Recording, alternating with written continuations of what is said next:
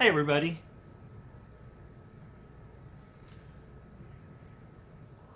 How's everybody doing today? I have October's here beneath my feet. I already tried to knock the camera over once, it didn't work. I caught it.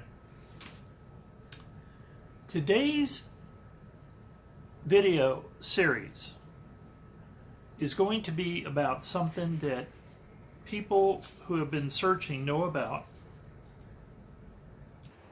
When I was a kid, I always call my formative years 63 through 73 because that was from 10 to 20.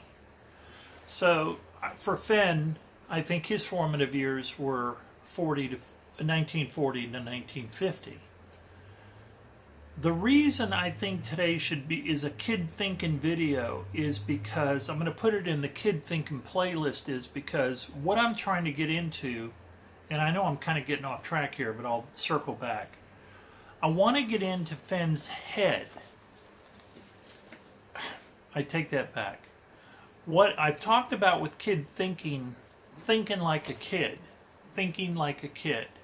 I had the concept of a kid looking at a map and thinking Yellowstone could be a place where you pee on the ground, so it's Yellowstone, where warm waters halt.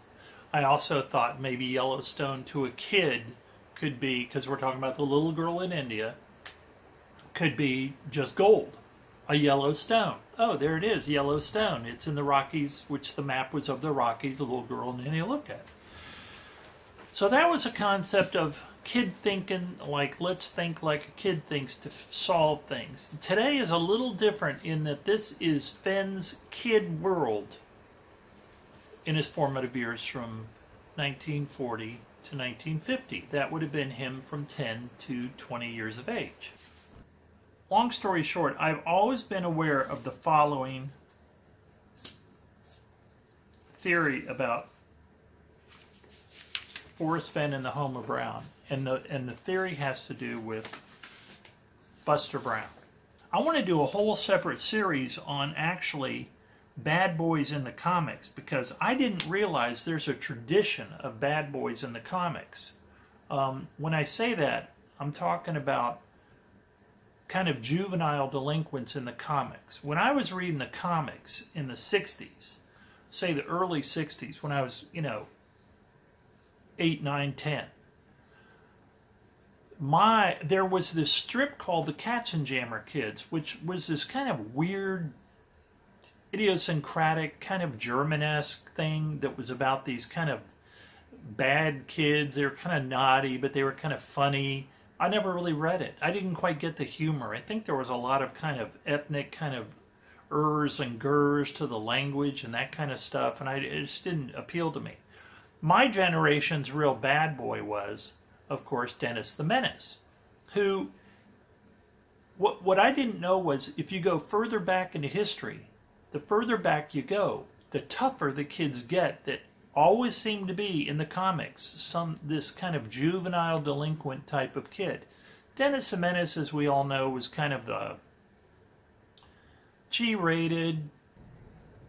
In 1903, now again, the cartoon strip started in 1903, but the concept of Buster Brown itself went on from cartoon strips, comics, a radio show.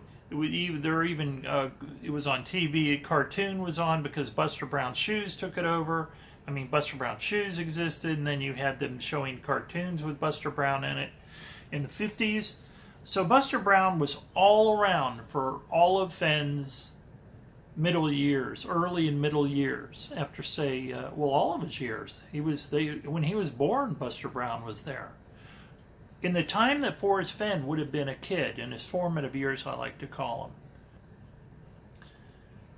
I think he was we know he used to, what was it called, Mr. District Attorney or something, on the radio. They would watch that every night. That was a real show that was on. He talks about in Thrill of the Chase. I'm sure, like everyone else, he was aware of the cartoon strips, funny papers, and the big, iconic cartoon back then for kids was Buster Brown and his dog Tige. And Buster Brown was just a little nastier than Dennis Menace. I think only Buster could hear Tige talking. What I would like for people to think about when I talk about this is, remember kid thinking. This is along the lines of kid thinking. This isn't so much thinking like a kid. It's thinking about Fenn as a kid. In fact, I'm going to put this in the kid thinking playlist. It's a whole different way to approach the Fenn mystery puzzle. To think about the world around Fenn when he was in his formative years of 40 to 50. That's what I consider my formative years. 10 years old to 20 years old.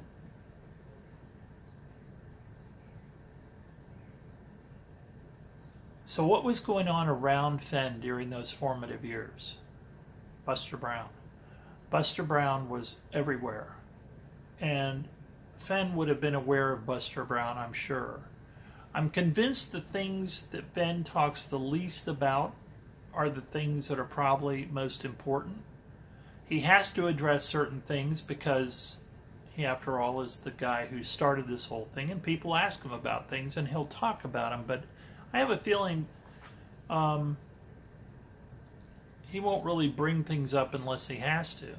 So it's up to you to figure out those clues. That, well, you'll even see it in interviews. He'll just say, you know, I don't know if he's kidding when he says it or means it, but he'll say things like, well, you're getting a little close now. Let's change the subject. You know, you're going to find that, you're going to find the treasure if we keep talking like this. You know, things like that. And he will change the subject.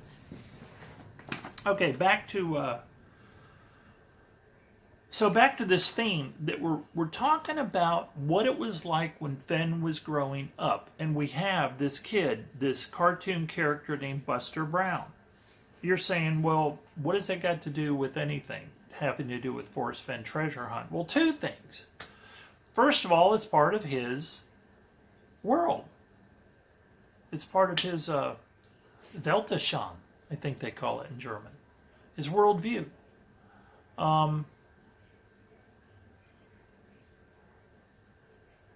Buster Brown was huge. I had no idea. I didn't even remember there was a band, a rock band called Buster Brown until I was researching this, and they're not that great, but they're, you know, they're out there. Heavy kind of metal rock band. It's kind of funny. I'm just saying, this was in his consciousness. It almost had to be. It would be the equivalent of Superman. It would be the equivalent of Donald Duck for that time. I mean, now Buster Brown's just a shoe company. The shoe company used Buster Brown for their advertising. And that gets to where this is inevitably going to end up. Now, some of you are going to say, oh, this is stupid. Some of you aren't. Remember, I'm just throwing clues out there and hopefully getting clues back. We're all in this together. We're trying to figure out what's going on. If people have smart comments about this to send my way, to either tell me I'm right or wrong, I'll put it all in the pot, stir it up, see what comes up. Before I forget about this, I did want to mention one thing. Well, first let's get to this point about Buster Brown again. Buster Brown, this guy Alt-Cult I told you about, that he was the guy that came up with Buster Brown.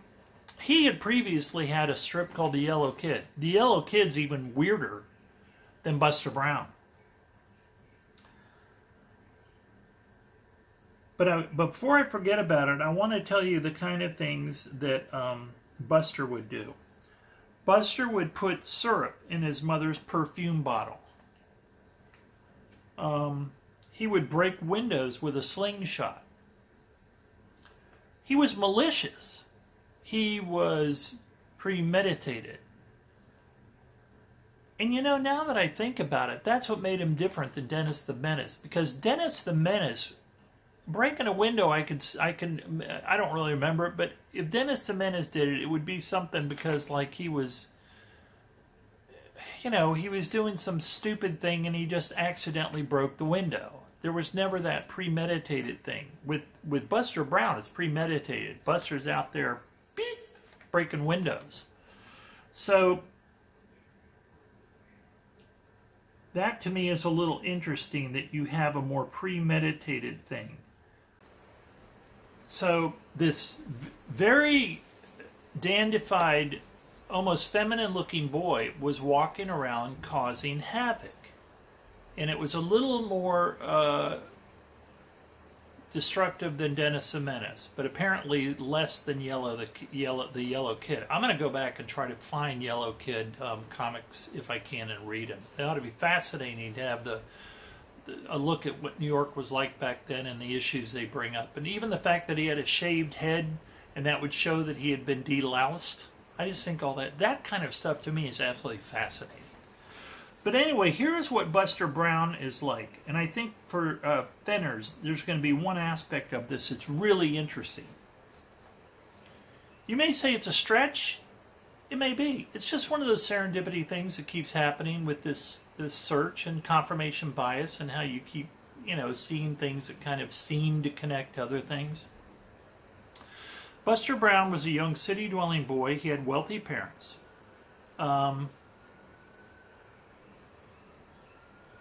But his actions belie his looks. He's a practical joker. He might dress in a girl's outfit and have her wear his clothes. He might break a window with his slingshot or play a prank on a neighbor. The trick or transgression is always discovered and he is punished, usually by being spanked by his mother, but it is unclear if he ever repents. Many strips end with Buster delivering a self-justifying moral which has little or nothing to do with the crime. Remember with the Katzenjammer kids, that was the same thing. After the strip was over, or the hijinks were over, there would always been this panel for contrition where the kids were sorry. Here's an example from 1903. It showed he had a dog named Tige, who, as you see from the cartoons, is weird looking as hell. I mean, Buster's this really cute boy who's delinquent, and his dog talks to him. He's the only one that can hear the dog, named Tige, which was kind of innovative for the day. So he's kind of like the conscience, like a Jiminy Cricket, and he's always saying things to Buster. And, of course, Tige in these cartoons can look absolutely like he's on an LSD trip. The whole thing to me looks sometimes kind of like an LSD trip. Here's an example. He's giving Tige a soda. He's in a drugstore soda fountain, and he himself gives Tige a soda. The drink splashes not only the front of his own clothes, but the skirts of a woman's splendid dress. Remember, this is back in the days when the women would wear those bows around their middle, and they would have the long dresses that would go down and have the big, voluminous bottoms that were, it was all satin and expensive. And well, he splashes the skirts of a woman's splendid dress. Horrified by his clumsy misadventure, Buster's mother takes him home and flogs him with a stick. Kind of reminds you of Fennel's getting spanked. In the last panel, the boy has written a message beginning, and this is part of the strip.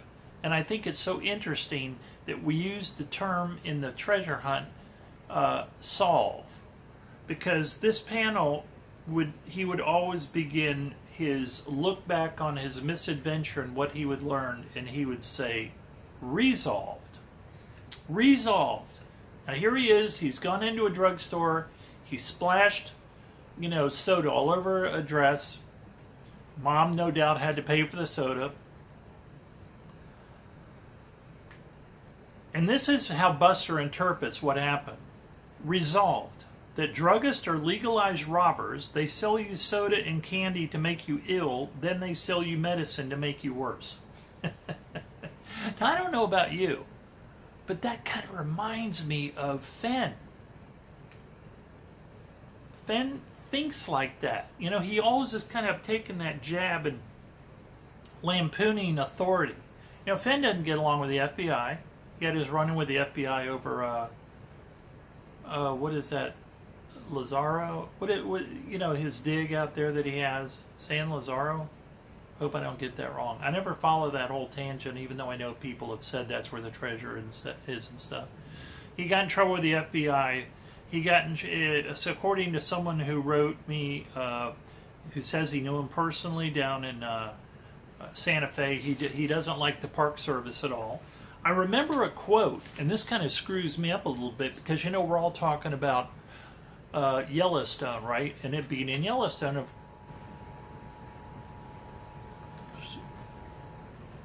Yeah, it's looking pretty nasty. It's looking pretty weird outside. We're having bad weather here.